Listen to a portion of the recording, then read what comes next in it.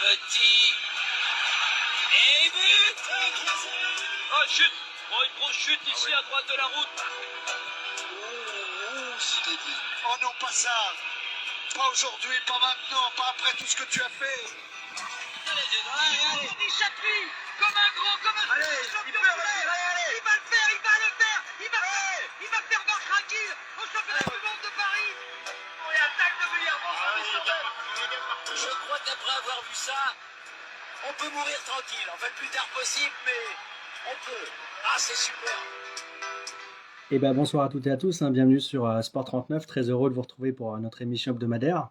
Avant de recevoir notre premier invité à 20h30, on va parler préparation physique.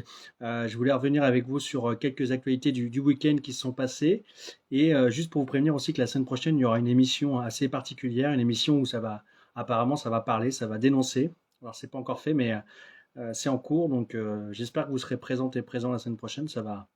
On va sortir les dossiers comme on dit. Voilà, salut Fabien. En tout cas, avant de recevoir notre invité, je voulais revenir sur quelques actus, notamment le tennis de table, comme vous le savez. Demain, c'est la reprise du championnat de Pro pour Jura Moret qui va défier les Bretons de Torigné-Fouillard à domicile à Moret. Donc 19h demain soir pour la reprise du championnat de Pro. Et ce week-end, c'était la reprise aussi pour quelques sports collectifs. Alors, pour répondre à Romain sur quel sujet, ce sera du football la semaine prochaine, la thématique de cette vidéo. Basket, belle victoire de Lons en National 2 avec à domicile face à Golfe Juan Valoris, 96-77, donc deuxième succès de rang, donc un sans faute pour l'instant, donc c'est top. Et ils ont été imités par leurs féminines, leurs homologues féminines de Lons, qui ont réalisé un grand coup en allant s'imposer dès la première journée dans un endroit assez difficile, je pense, à Cournon d'Auvergne, 71-69. Elles ont été dominées tout le match, elles ont su revenir pour s'imposer au finish. Donc, superbe entrée en matière pour les filles de Patrick Endep. Et en National 3, en tout cas, les trois clubs jurassiens, ils ont bien réussi à relever la tête ce week-end parce qu'ils avaient tous perdu au premier match. Montmoreau, d'ailleurs, avait perdu à Rixheim. Là, ils sont imposés à domicile face à Riedisheim, un autre club alsacien, 81-60. Poligny aussi. Alors là, ils sont imposés en déplacement à Saint-André-le-Verger, 76-70. Poligny, et pareil, déplacement victorieux, cette fois-ci du côté de l'Ouest lyonnais, 65-61. Donc 3 sur 3 pour les trois clubs jurassiens en National 3, messieurs, c'est top. Et les féminines aussi, Champagnol, National 3 s'est incliné en déplacement du côté de Gepolsheim, 64-53. Et la réserve par contre de Lons, chez les féminines, a réussi une belle performance, d'ailleurs avec une équipe qui sera plus compétitive cette année. Elles se sont imposées à domicile au GES face à Nancy-Tomblaine, 56-52 dans un match assez serré où elles ont dû quand même forcer le destin pour s'imposer avec notamment pas mal de fautes contre elles. Deux autres petites actus pour terminer avant de recevoir notre invité. Là, le rugby en tout cas avec une victoire, deux victoires, même trois victoires même ce week-end pour les clubs jurassiens en Fédéral 2 et Fédéral 3. Ça a bien fonctionné. Le Grandol à domicile à la dernière minute avec une pénalité de François Bouvier qu'on a vu dans le média. Une victoire 14-13 face à Saint-Priest. Pénalité de la gagne, c'est toujours assez particulier. Et Saint-Claude aussi qui s'est imposé samedi à la maison face à Andrézieux-Boutéon, 21-20, également aussi sur une pénalité, je crois, à la 73e. Donc ça a été chaud pour ces deux clubs, mais ils ont gagné. Et enfin en Fédéral 3, Lons qui démarre bien son championnat, eux qui sont redescendus avec une victoire 28-25 du côté de Bellegarde-Coupy. Enfin, on va terminer avec le handball. Coup de froid d'entrée d'ailleurs pour Lons, les féminines battues à la maison par Doubs Central 27-22. Donc défaite assez amère pour le coach qui a indiqué au progrès qu'ils étaient encore en période de rodage, William Brocard, et en espérant d'ailleurs que le rodage ne dure pas longtemps. Et mention spéciale pour les féminines de Dolchossin, par contre, qui ont entamé la meilleure manière leur championnat avec un succès 30-22 face à Varrois, avec notamment 23 arrêts de Lucie Monami. Voilà, j'ai tout dit pour les actus sportifs. J'espère que vous aimez ces petits moments. N'hésitez pas à le mettre en commentaire, soit en message perso, soit dans le live. Voilà. Avant de recevoir notre invité qui s'est connecté, on va parler de préparation physique. Alors ça tombe bien parce que malheureusement, comme vous avez pu le suivre ou pas dans mes stories, petite blessure de mi-mandat entre guillemets, mi-parcours de préparation marathon. Petite blessure à l'ischio-jambier gauche détectée ce matin par le médecin. Donc une semaine d'arrêt. Donc je pense que j'ai été mal suivi. J'avais pas de préparateur physique notamment. Ça fait une belle transition. Donc on va le recevoir tout de suite, notre ami Guillaume, qui va pouvoir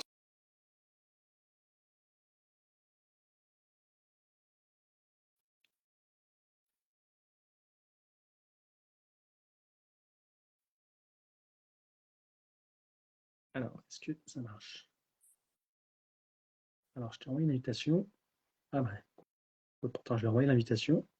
Alors, je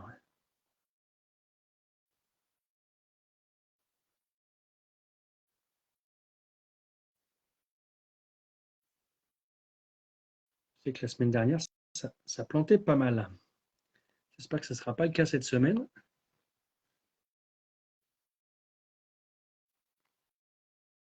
Alors, est-ce que ça marche?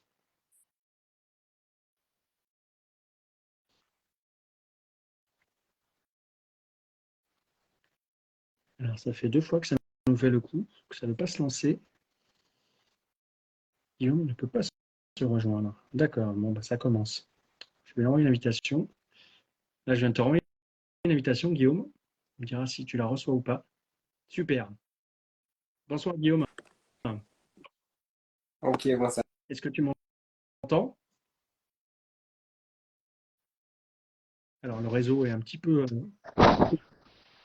Merci beaucoup d'accepter l'invitation pour revenir un petit peu sur ton parcours de préparateur physique. Alors, je ne l'ai pas dit en introduction, bien sûr, avec ton voyage en Chine. Est-ce que tu peux te présenter un petit peu en quelques mots d'où tu viens, ton âge?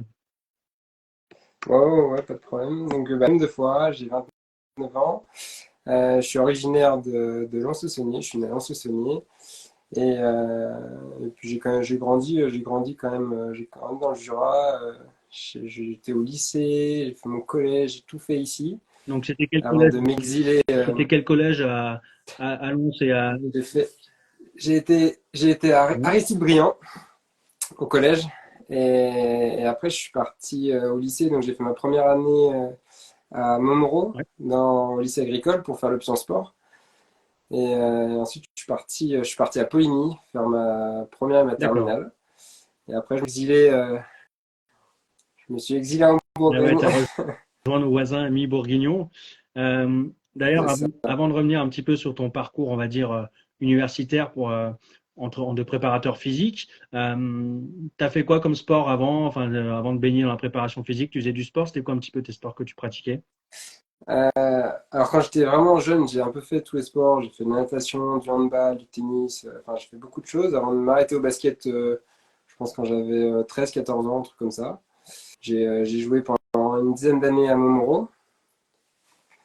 Et puis après, bah, j'ai dû faire un choix entre le pro et, et les loisirs. Et du coup, j'ai un peu mis, bon, je vais pas dire ma carrière, mais mon hobby de côté. Voilà. Alors, du coup, très rapidement, tu as su que tu voulais être préparateur physique. Comment c'est venu ce cheminement?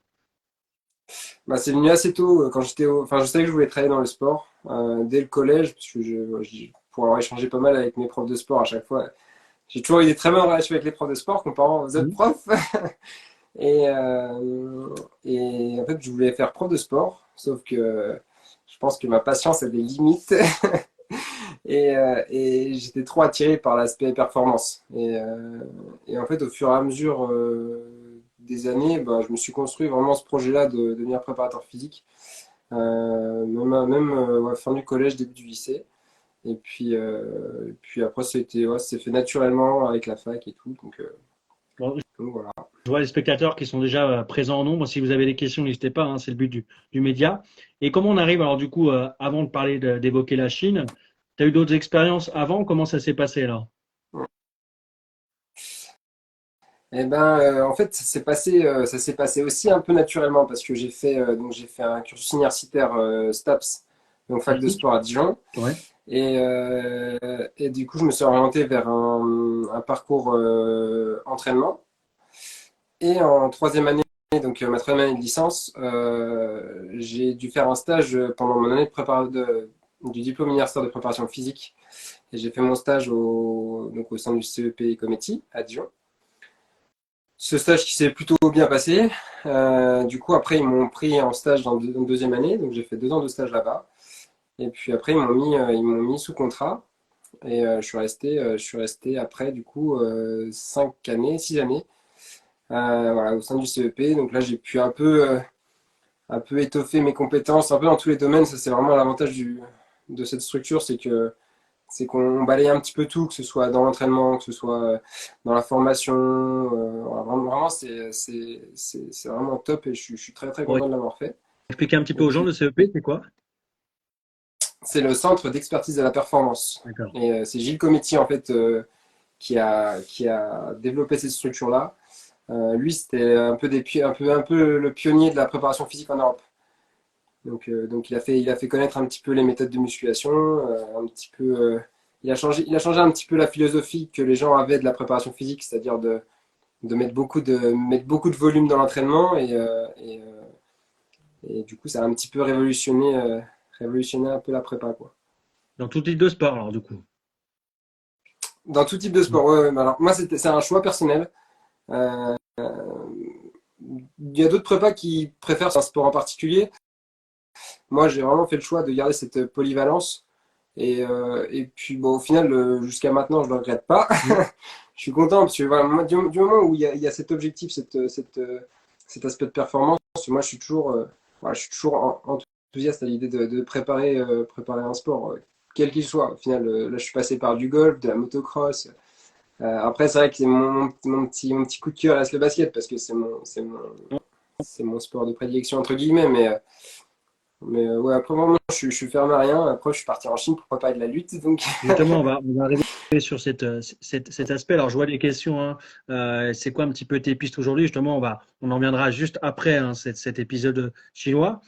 Quand j'ai préparé un peu l'émission, effectivement, je vois marqué, bon, bah, toi, tu vas en Chine. Bon, bah, comment ça se passe? Parce que bon, on se dit pas, tiens, je vais partir en Chine. Et puis même que voilà, la fédération chinoise te contacte, ça a dû te surprendre. Comment ça s'est passé? C'était quand d'ailleurs? c'était donc, voilà, en 2023-2022. Donc, ça s'est fait en décembre 2021. En fait, ils cherchaient un préparateur physique européen. Et bah, j'ai transmis ma candidature. 3 jours après, quasiment, j'ai eu un retour qui était positif. Ils étaient très intéressés par mon profil. Donc voilà. Puis moi, je cherchais quand même à voir autre chose. Je cherchais un peu voilà, à aller vers de nouveaux horizons. Et puis j'étais vraiment très ouvert à une expérience internationale. Et finalement, bah, en fait, ça a beaucoup compliqué les choses, le Covid. Donc ça a fait traîner les choses, traîner les choses. Mon départ, il devait être prévu pour le 1er avril. Finalement, je suis parti fin août. Donc ouais, c'était un petit peu compliqué. Et puis voilà. Après, au final, moi, enfin, j'étais pas très très inquiet à l'idée de partir, mais c'est vrai que le fait de repousser à chaque fois, en fait, ça a mis un peu de stress là-dedans. Et c'est vrai que la situation là-bas était un peu plus délicate qu'en Ouais, quand France, tu es quoi. arrivé là-bas, ça a dû te surprendre. Même la culture chinoise, voilà, c'est quelque chose à quoi tu t'attendais un petit peu. Tu t'es préparé ou pas alors? Je sais pas. Franchement, je m'attendais pas du tout à ça. Alors déjà par rapport à la situation Covid, bah, c'était hyper strict. Psychologiquement, c'était quand même assez Tu lourd. sortais pas de l'hôtel? Enfin, tu étais Et logé à l'hôtel, tu sortais pas, non? C'est ça? ben, en fait, moi, déjà quand je suis arrivé en Chine, 10 jours d'isolement, mais c'est pas l'isolement comme on peut avoir en France. C'est un isolement hyper strict. Voilà, interdiction d'ouvrir les fenêtres, interdiction de sortir de la chambre. Enfin, c'était un délire, c'était un truc de ouf. Et après, du coup, tu intègres l'équipe et en fait, l'équipe, elle était en quarantaine, quoi. C'était interdiction de sortir du centre. Tu allais de la salle, enfin, de ta chambre d'hôtel jusqu'à la salle d'entraînement, tu t'entraînais. Ouais, pas trop de liberté là-dessus. Et puis après, ouais, c'est sûr qu'il y a le choc culturel, quoi. C'était vraiment.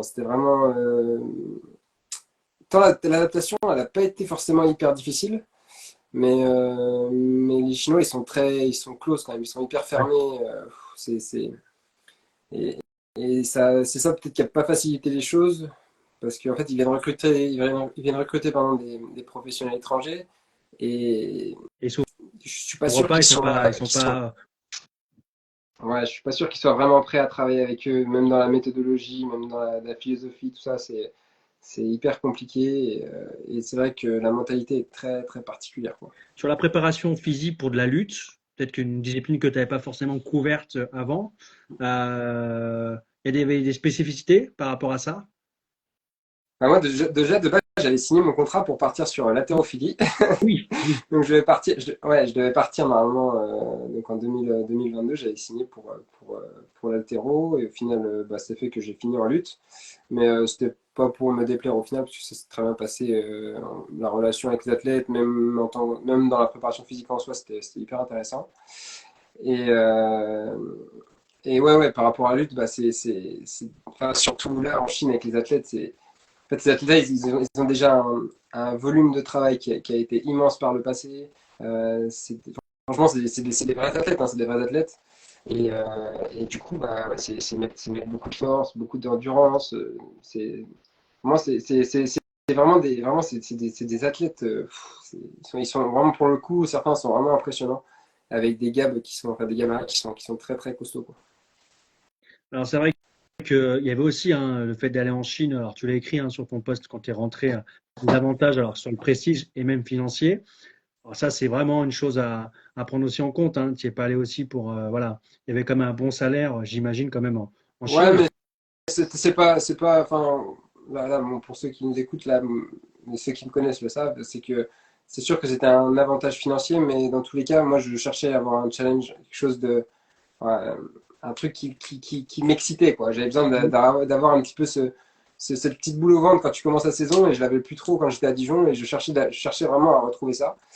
Donc, c'est sûr que là, je vais pas le mentir, hein, le salaire en Chine était très correct, hein, mais même s'il avait été moindre, j'aurais quand même fait partie du voyage. Après, c'est vrai que tu l'as expliqué entre la quarantaine au début, un petit peu la situation un peu bizarre avec l'équipe au début. Après, ça s'est un petit peu, entre guillemets, amélioré. Tu as pu découvrir un peu la Chine. Comment ça s'est passé l'année chez eux?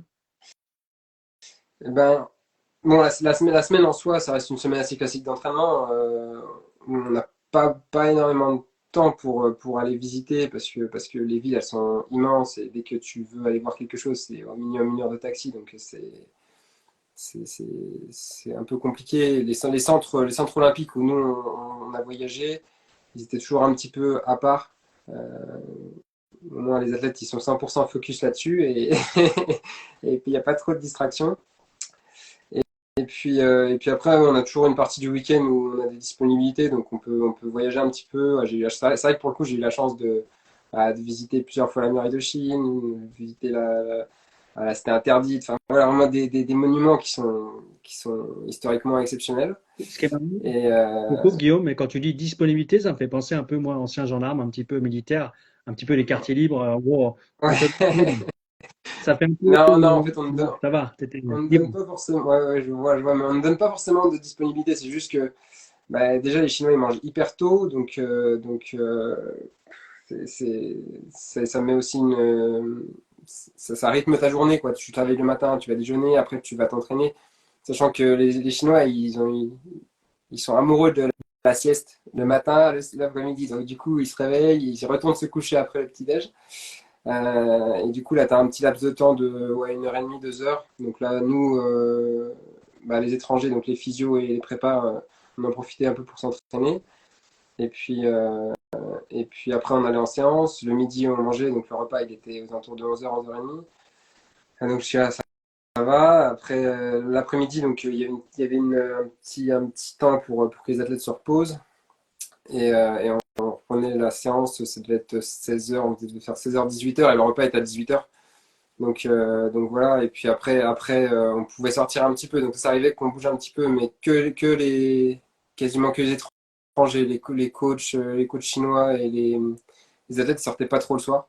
Et T'avais puis, la liberté et de sortir puis quand tu là, voulais, parce qu'il y en a qui ont ouais, peut-être en fait, en un tant peu que, ouais, restrictif. Non, ça va. ouais, en période de Covid, non, impossible, impossible, interdiction de sortir. Mais quand le Covid s'était un peu calmé, on pouvait quand même sortir, on pouvait sortir un peu quand on voulait, mais le centre il fermait le soir, souvent 22h ça fermait, après c'était galère pour rentrer. Et puis comme on est étranger, ils font pas trop d'efforts avec nous. Donc voilà, mais après pour les week-ends, on en profitait quand même pas mal déjà pour aller manger un peu autre chose que de la bouffe chinoise. J'imagine. Et puis visiter un peu le pays aussi, ouais. Et là, l'an prochain, vont arriver les Jeux Olympiques. Tu vas voir débarquer une certaine Sun Yanan sur de la lutte.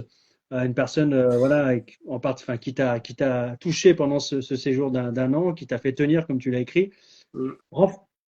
Voilà, donner tes conseils, ton expertise aux adversaires, si tu aurais pu rester en France, c'est toujours particulier parce qu'on le voit en cyclisme, on l'a vu dans l'escrime même, je crois, des entraîneurs français en Chine. Enfin, c'est toujours bizarre Mm. ça.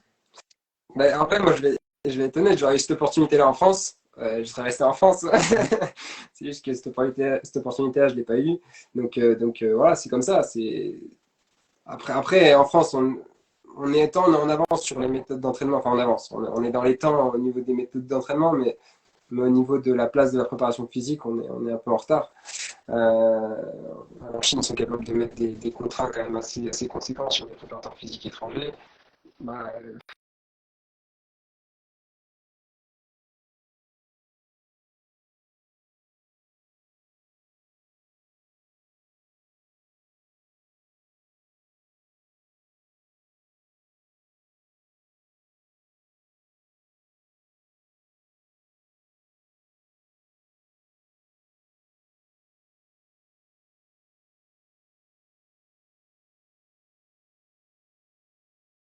On coupe un peu.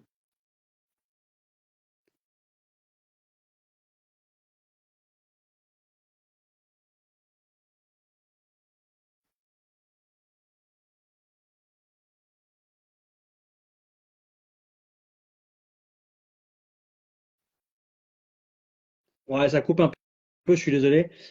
Justement, Yanan, quand tu la verras l'an prochain à Paris, est-ce que tu vas la voir? Tu auras un petit quelque chose, j'imagine, en le revoyant.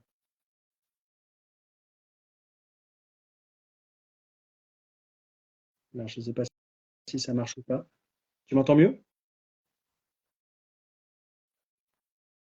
Est-ce que tu m'entends mieux?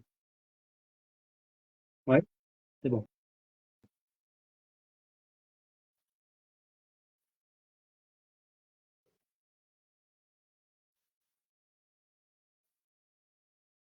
Ouais. Ah, tu me disais, j'espère que tu y seras, ouais.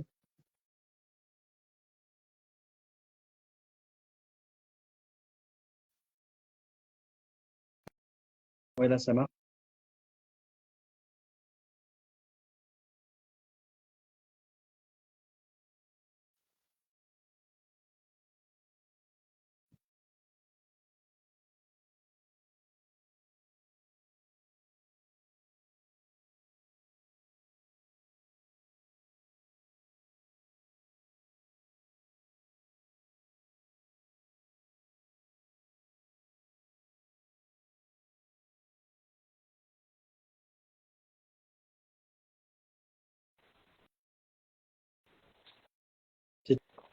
C'est-à-dire, c'est trop intensif, pas trop de respect, enfin, un minimum de respect pour les athlètes, c'est ça?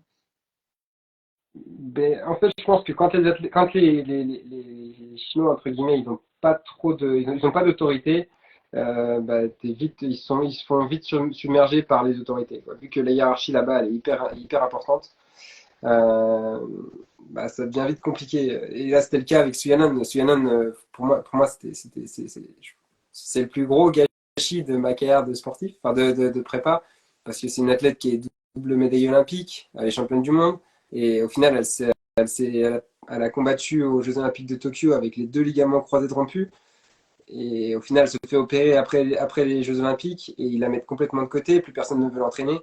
Donc moi, c'était pas possible, vraiment, c'était pas possible. Surtout qu'elle avait la volonté d'aller aux Jeux Olympiques à Mm. Paris. Bah, c'est vrai que moi, pour le coup, bah, c'est pas que j'ai un peu secoué le pommier, quoi. Et, Oui.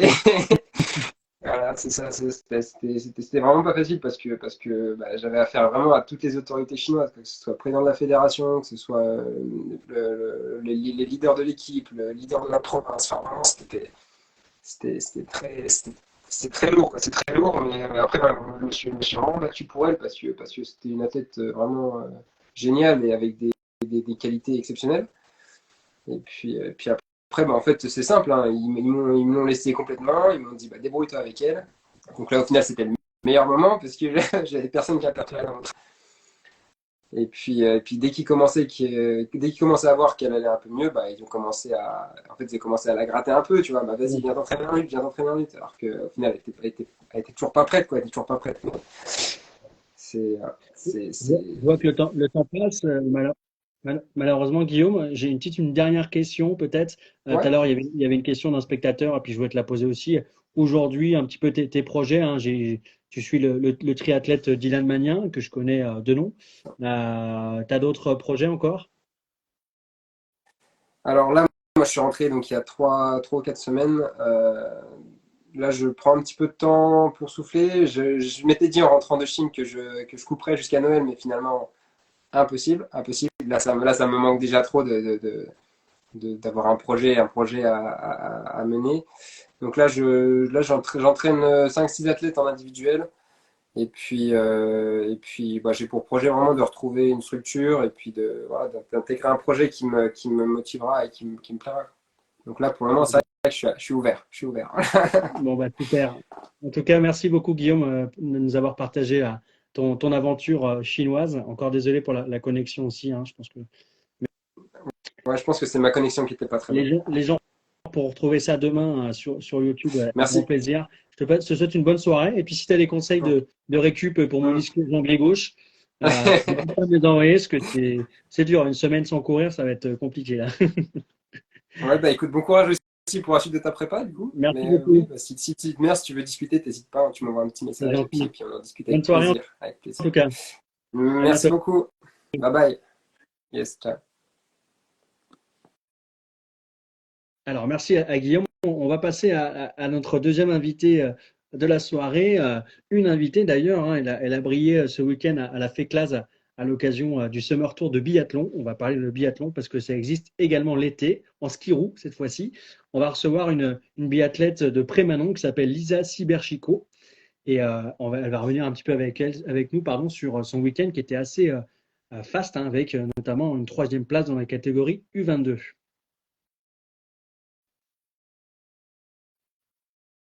Bonsoir Lisa. Bonsoir. Je sais pas si vous me voyez. Attendez, je vais me mettre de l'autre côté. Voilà. Super. Merci Bonsoir. beaucoup. Merci beaucoup d'avoir accepté l'invitation pour revenir un petit Merci peu à vous. sur ton beau week-end. Je ne Ouais. sais pas s'il y a des échos. Non, c'est bon. Alors c'est vrai que avant de revenir sur ce week-end un petit peu, alors on le disait, un ski roue, Summer Tour, voilà, ça fait pas la saison qui va venir. J'ai lu que tu t'entraînais aujourd'hui maintenant avec le Dauphiné. Tu n'es plus dans le Massif jurassien? Si, je suis toujours dans le Massif jurassien. Je m'entraîne en fait avec le Dauphiné pour la préparation. Voilà, mais je cours sous les couleurs du Jura. C'est assez spécifique. Et à cause Donc, de tes études que tu fais ça? de mon club. En fait, j'ai mon club qui est dans le Jura, c'est Prémanon Ski Club. Je veux pas changer, c'est mon club de cœur. J'ai toujours commencé là. Enfin, j'ai commencé là-bas, donc voilà. Et pour mes études, du coup, je suis à Grenoble. Donc ouais, je m'entraîne du coup sur le plateau du Vercors, à Villard-de-Lans, avec le Dauphiné. Voilà. Bon, ça te réussit plutôt bien. Alors, ça fait quoi? Ça fait 1 an ou 2 ans que tu fais ça? Ça fait la deuxième saison ouais, que je fais ça. Donc ça me réussit plutôt bien là. Et puis oui, ça se passe bien l'entraînement avec les coachs, tout. Donc, Alors, impeccable. c'est vrai que l'an dernier déjà, hein, l'an dernier, pour rappeler un petit peu aux spectateurs qui nous regardent, hein, d'ailleurs, n'hésitez pas à poser des questions.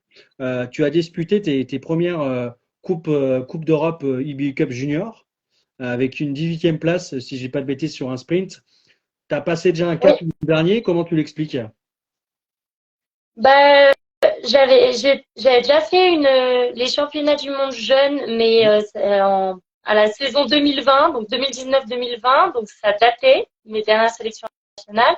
Et depuis, c'est sûr que je n'avais pas refait. J'avais beaucoup le tir qui manquait, donc là, je me suis vraiment concentrée là-dessus. Et puis la saison dernière, du coup, j'ai passé un cap avec le tir, et puis j'ai pris conscience quand j'étais là-bas que j'étais capable de faire les choses comme les autres filles, de pas les mettre plus haut que moi, voilà.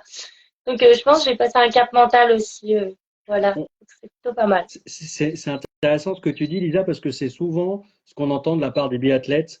D'abord le mental, parce que surtout pour le tir en fait. Oui, il y a une grande part de mental.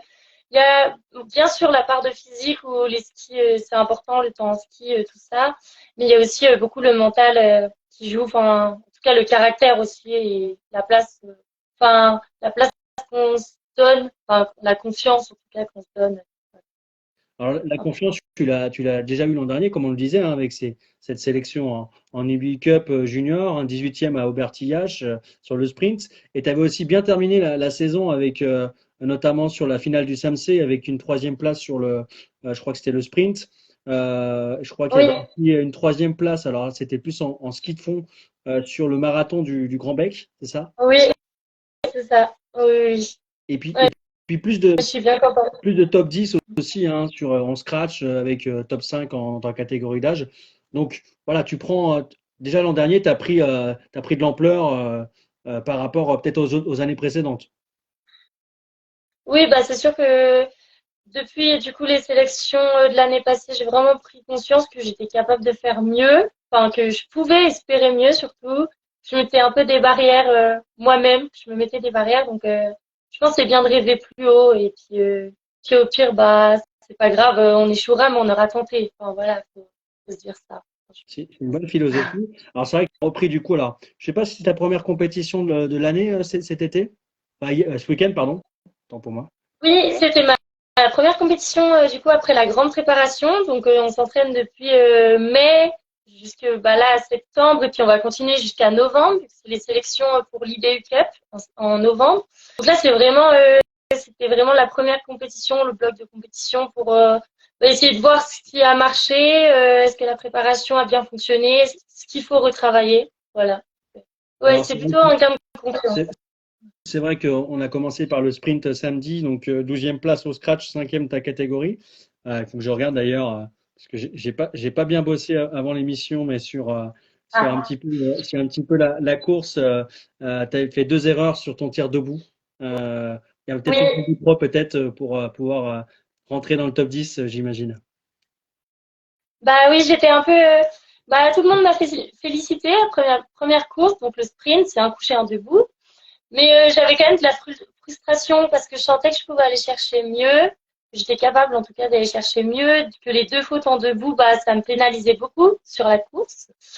Donc bah, le lendemain, c'était une poursuite, donc c'était impeccable pour remonter les places. Donc c'est ce que j'ai fait. Donc je suis bien contente. 18 sur 20, donc troisième U22, sixième au scratch. Ouais. Bon, par contre, j'ai regardé les écarts, il y a quand même un gouffre avec notre extraterrestre Lou Jean Monod, là, en ce moment, Ah oui, quoi. oui, oui, oui, elle est impressionnante en ce moment et puis même, je pense que là, elle s'est bien préparée, donc c'est super. Elle est en bonne forme et elle a bien confiance. Ouais. Justement, sur l'année qui arrive, alors tu parlais des sélections IBA Cup, alors du coup, toujours en junior ou du coup IBA Cup classique, là, cette fois-ci? Alors, bah, il y a les IBU Cup du coup junior et il y a les IBU Cup. Donc, je vais pas me restreindre à prendre les juniors, autant enfin espérer prendre les sélections IBU Cup. Après, c'est en novembre du coup les sélections IBU Cup sur 3 jours. Au lieu de une course, ça va être 3 courses, samedi, dimanche et mardi. Donc, il y aura un petit temps de repos. Mais puis après, ça sera plus tard dans la saison, en décembre et janvier, les Junior Cup pour les sélections. Voilà. Ce qui est pas mal qu'ils aient mis plus de jours, parce que c'est vrai que en tant qu'athlète de haut niveau, vous arrivez, vous avez une grosse pression sur vos épaules, parce qu'il faut pas se rater à ce moment-là, hein. Bah oui, c'est sûr. Et puis ça nivelle beaucoup plus le niveau de chacun. Ça évite de faire des coups d'exploit et le jour J en IBU Cup ne plus être vraiment au niveau. Enfin, c'est vraiment prendre les meilleurs. Voilà, la moyenne des 3 courses, donc c'est mieux. Les meilleurs, d'ailleurs, dans le massif, il y en a quand même des sacrés biathlètes, hein. Là, on évoquait Lou, il y a aussi Caroline en équipe de France. À Oui, l'échelon oui, oui. inférieur, il y avait, il y a toujours d'ailleurs, hein, Léonie Janier qui a fait des belles performances. Et puis aussi, c'était plus dur l'an dernier pour Coralie Angèle, hein, qu'on avait aussi eu dans le média, qui a fait des sélections Oui, UBI. On a l'impression que la corde est assez fragile quand même, parce qu'on peut monter en équipe de France et puis l'année d'après faire une saison compliquée, de plus être en capacité de pouvoir performer. ah, c'est sûr, bah, c'est le biathlon, hein, c'est beaucoup sur la confiance, sur bah, le tir, ça peut très bien se passer comme mal. Enfin, c'est ça qui rebat aussi les cartes et qui fait que ce sport est joli et qu'on a envie de le regarder, hein. Enfin, Toi, t'as eu des années un peu difficiles. T'as douté avant l'an dernier où tu disais, bah tiens, je vais peut-être arrêter parce que je m'investis, mais ça marche pas. T'as eu ces moments-là? Oui, bien sûr. Bah après, du coup, la sélection en championnat du monde jeune, j'ai pas refait de sélection l'année suivante, alors que j'étais quand même dans ma meilleure année de jeune, donc j'aurais pu y retourner.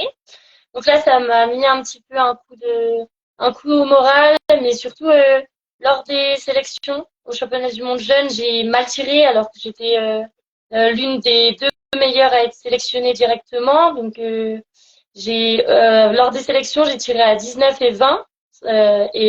Puis là-bas, je me suis complètement loupée. Donc face à la pression, l'enjeu, tout ça des premières sélections internationales, donc voilà, donc ça, j'ai mis du temps à l'accepter, à comprendre ce qui allait pas. Et puis du coup, j'ai changé de groupe d'entraînement.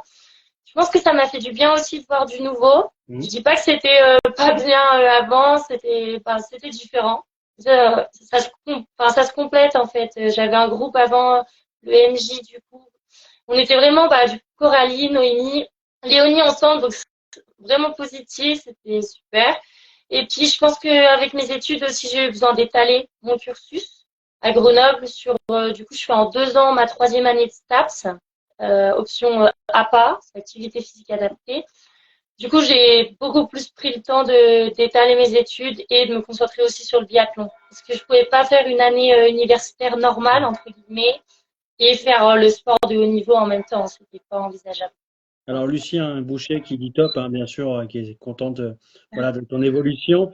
Euh, on est comment quand on se dit là, à 21 ans, là tu commences à avoir de belles performances, mais tout n'est pas gagné loin de là, comme on le disait à l'instant. Euh, on est dans quel état d'esprit avant d'arriver sur les premières sélections on se dit bah tiens, je suis en bonne phase, ou on se dit bon, je remets les cartes, enfin je rabats les cartes à chaque fois parce que sinon je vais me prendre un mur. Ouais, je pense que surtout, faut se remettre en question, même si ça s'est bien passé, que ça s'est mal passé. Je pense qu'il faut vraiment essayer de reniveler tout ça, de se dire qu'il y a encore une préparation jusqu'à novembre. Donc, enfin, rien n'est joué. Même ceux qui étaient devant ici peuvent se retrouver derrière plus tard lors des sélections. Donc, c'est vraiment se remettre en question et ne pas s'affoler ou prendre trop confiance en soi, voilà, avant la suite. Après, il y a quand même une indication qui est assez forte hein, dans le biathlon, on le dit souvent, les coachs le disent aussi, c'est le niveau sur les skis. Toi, sur les skis, cette année, comment ta préparation, comment tu te sens? Je me sens bien. Je me suis entraînée avec le groupe du coup Mhm. du Dauphiné, les garçons en biathlon, parce qu'il y a plus de filles de mon âge dans le Dauphiné en tout cas. Donc ça s'est bien passé avec les garçons, donc U17, U19, U22. Donc je suis la seule fille dans ce groupe. Après j'ai les autres filles du groupe que je vois la semaine, voilà. Mais sinon oui, ça s'est plutôt bien passé. Ils m'ont bien accepté et puis ils ont adapté les charges d'entraînement. Vu que je suis une fille, voilà, à ma charge d'entraînement pour pas que je fasse des surentraînements et tout ça. Donc, ça s'est bien passé pour le moment. Je suis contente pour le moment, mais après, c'est à voir à long terme. Rassure-moi, tu as quand même mis des tôles à des garçons quand même sur les skis pendant la prépa. On n'a pas fait tant de chrono, donc je Non. pourrais pas me vanter, mais non, pas tellement. Après, ça booste, j'imagine. C'est vrai que quand on voit des locomotives devant accélérer, ça donne envie de s'accrocher un peu plus que peut-être si tu avais été avec d'autres filles ou c'est ça aussi. Hein.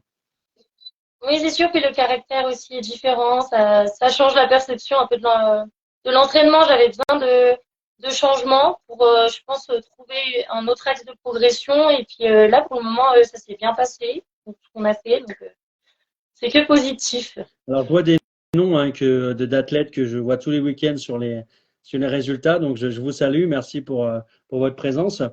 C'est quoi un petit peu tes objectifs à moyen terme? Est-ce que tu te fixes des ambitions? C'est quoi un petit peu? Oui, bien sûr. Après, du coup, les sélections de Mhm. novembre en IBU Cup, je me prive pas de, de les prendre si je peux. Voilà, c'est tout ouvert. Et puis, après, les Junior Cup, c'est ma dernière année junior, donc j'aimerais bien être sur le circuit et intégrer à la fin de l'année, c'est plutôt en mars, les championnats du monde junior. Voilà. Donc, c'est à voir après.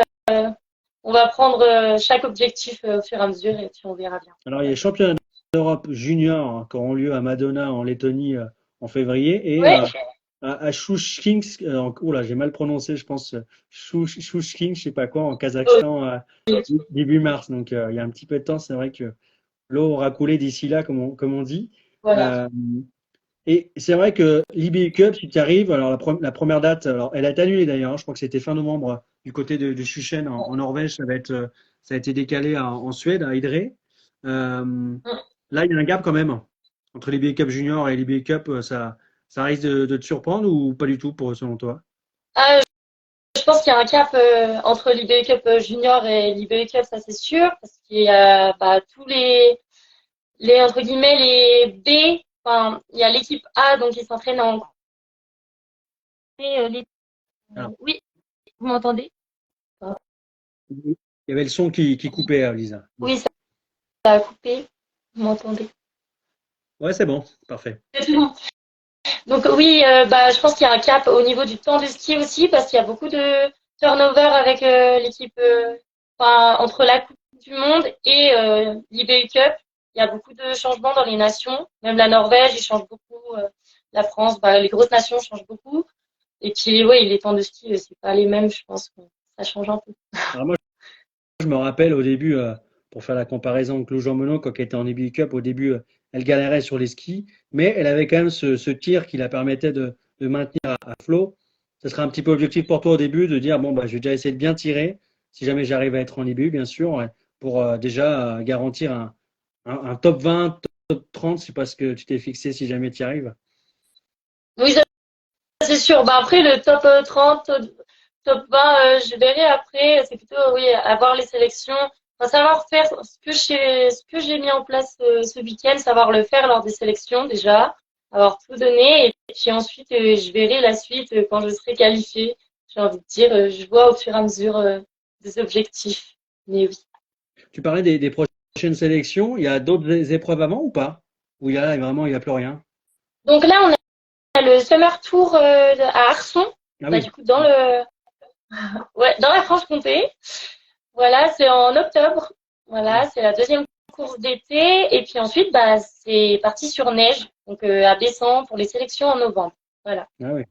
Ça fait pas beaucoup de compétition en fait pour se mettre dans le bain, pour se préparer, Ah, c'est dur. en été, non. Bah, en été, on a 2 gros week-ends. Après, on va avoir, je pense, des coupes régionales. Donc, pour faire un peu d'intensité, monter un peu en pression avant les sélections. Mais oui, il n'y a pas tant de courses que ça l'été, en tout cas. Bon, en tout cas, on suivra ça avec intérêt. Merci beaucoup, Lisa. Je sais pas si tu as un dernier mot à rajouter. Merci. Non? Bah, merci à tout le monde qui suit le live et merci du coup à Sport 39. Voilà. Bah, c'est un plaisir de te recevoir. Plein de bonnes choses pour la saison. Et puis à Merci très beaucoup. bientôt. Et puis, vous pouvez partager la vidéo dès demain sur YouTube. Voilà. Bonne soirée à toi en tout cas, Lisa. Très bien. Merci Bonne beaucoup. soirée. Ciao. Merci. Au revoir. On remercie Lisa. C'est top hein, d'avoir une autre espoir hein, du biathlon, une autre espoir jurassienne. C'est ça aussi le média, hein, de vous faire découvrir aussi des espoirs dans toutes les disciplines. Je vois un commentaire de Grundy, ouais Lisa, effectivement, beaucoup de supportrices aussi. Donc tant mieux, c'était ça aussi le but, hein, de faire découvrir des jeunes talents, parce que c'est vrai qu'on commence tout par le bas et on essaie de monter. Et là, elle est entre les deux, donc c'est toujours intéressant de voir un petit peu comment elle va évoluer. En tout cas, merci à elle, merci à vous d'avoir été présente et présent ce soir avec de nombreux commentaires. Je vous donne rendez-vous donc la semaine prochaine, lundi, comme je vous le disais en introduction, peut-être une émission. Alors, voilà, il va y avoir des choses de dites dans le football, une histoire qui est mal passée. Donc voilà, je vous en dis pas plus. C'est pas encore fait, donc c'est pour ça que je préfère ne pas vous en dire plus. En tout cas, je vous souhaite une très très bonne soirée et puis à la semaine prochaine, de bonne humeur en tout cas. Et puis bah bonne semaine. Après, continuez à faire du sport comme je dis à chaque fois. Et puis à très bientôt. Allez, ciao.